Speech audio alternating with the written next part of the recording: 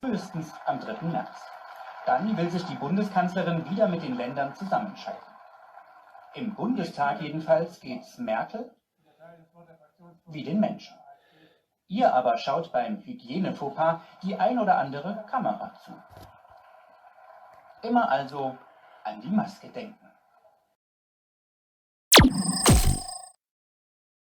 She was the daughter of a pastor, and these people, or like Christians in this communist state, were discriminated against heavily, and it wasn't really normal that they were allowed to study. She, however, was allowed to study at one of the most prestigious universities of the GDR. Now this fits in nicely with the fact that her father was very loyal to the communist regime. So maybe because her parents were loyal communists, she, unlike many other Christians or children of pastors, was allowed to enter the university.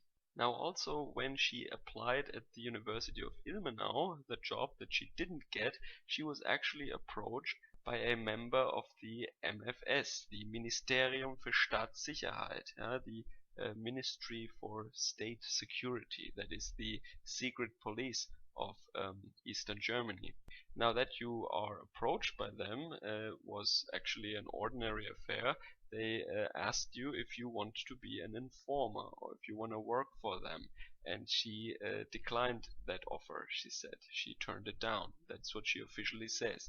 Many people, however, have their doubts there, and the question always comes up whether or not she actually was an unofficial informant of the secret police. So that means that later on when she worked in that institute as a research scientist, that she actually spied on her colleagues. So we don't really know that. It is strange, however, that her job at the Academy of the Sciences of the GDR is actually, I think, a much better job than the job she applied for in the first place, and that she actually got a better job after turning down the offer of the state security, secret police people. That sounds dubious to me. But again, we don't know why she got that job then. During her time at the Academy of the Sciences, she also was responsible for agitation and propaganda. That is at least what a lot of witnesses say, and what also her biography says, I think. She herself just says she was only responsible for cultural questions. In fact, when the people went to the checkpoint, because it was announced that they could travel to the western part of Berlin at that time, she just went like every week on that particular day to a sauna with her friend. So she actually missed those grand scenes of reunification for the first time, when the people of East Berlin could actually enter the West.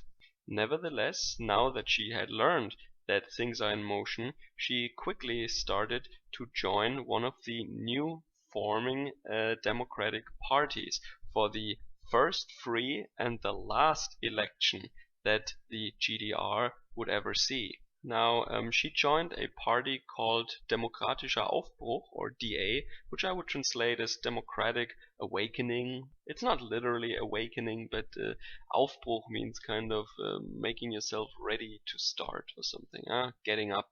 Democratic beginning could also be a translation. So anyway, she more or less accidentally, quote unquote, joined this party, as she as a scientist had knowledge with computers, and the average person back in '89, and I think especially in the GDR, had no computer skills. So according to her own account, she basically unboxed computers there.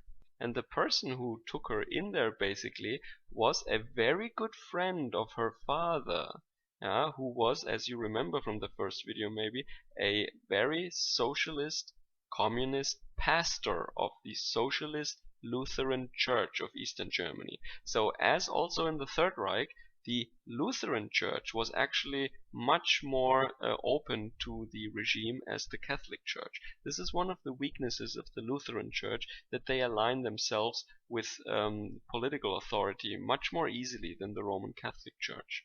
Now, and also in the communist dictatorship, as in the fascist dictatorship before, the Lutheran Church collaborated quite heavily with the political authorities, and nobody basically represented this fact better than the father of Angela Merkel. And this guy now who took her in, Wolfgang